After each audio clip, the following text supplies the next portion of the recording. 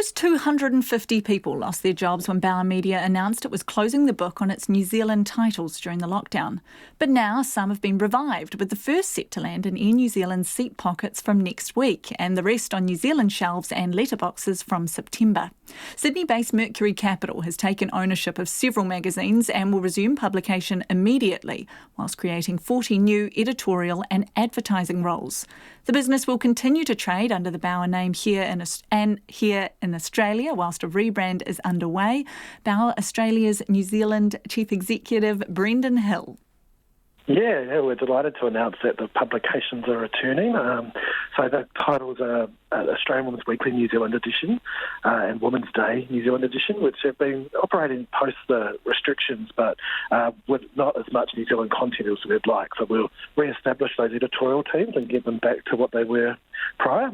Then also reinstating New Zealand Listener, Your Home and Garden, and Cura magazine that we publish on behalf of Air New Zealand, which I think's already been announced. So, yeah, it's a good stable of magazines, and it will be great to bring them back.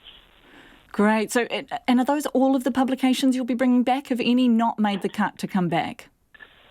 No, North and South and Metro have both been sold to private publishers, which is fantastic for them. They'll get the real care they need. And then there's another 5 titles which we are still either looking to bring back or to sell to prospective publishers, which we'll have a decision on in the next few weeks. We're just working through that with a few other parties, but we thought we'd better get the good news out now and get going with recruiting the teams and setting back up the operation in New Zealand.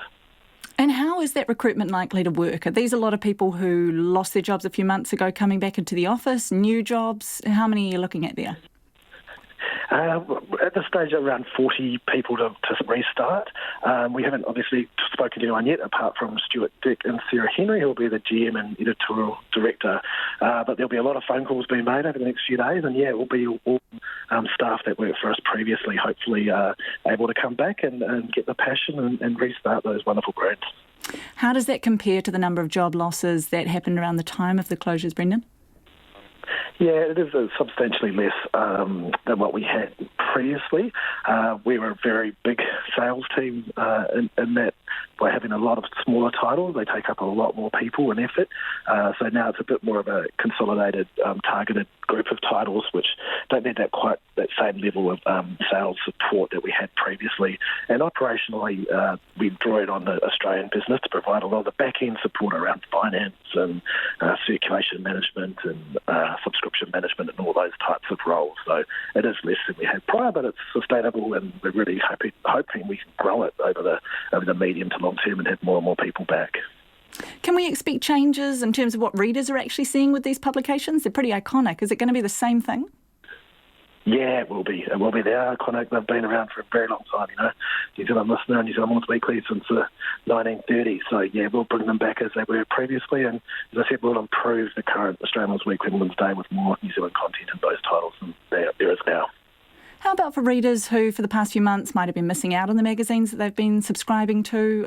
They may have, a subscription and have missed out on copies. What's happening for them?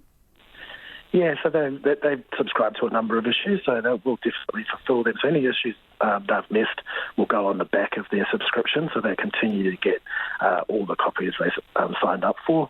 So yeah, I just thank them for their patience and waiting for us to make this decision on New Zealand Listener. It was a tricky time with the COVID restrictions and with ownership changes here in Australia. So delighted we could bring them back and bring back their favourite magazines. It's still a tough media landscape out there, and I guess print is really feeling it at the moment.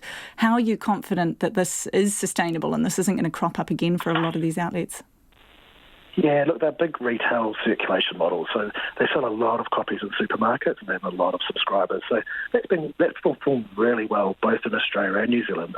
Actually, copy sales are up during this period as people turn to trusted advice that magazines provide. So in terms of our copy sales, we're doing better than ever. The advertising's been a bit harder across all media, but the New Zealand economy seems to be sparking back to life. So much more positive there than we are in Australia around the advertising markets. And Cura is doing incredibly well at the moment as we put the first new issue out to the printers at the moment. So but we're very confident in this portfolio. And when can we expect those next copies to be on shelves or in letterboxes? That will be early September. A lot of people hopefully can start work as soon as we can, to bit of a month's lead-in time to get the content ready, and then, delivered early September. And the Kia Ora magazine, is that August or September as well? That's actually, one's just gone to print, so I presume that will be on flights next week.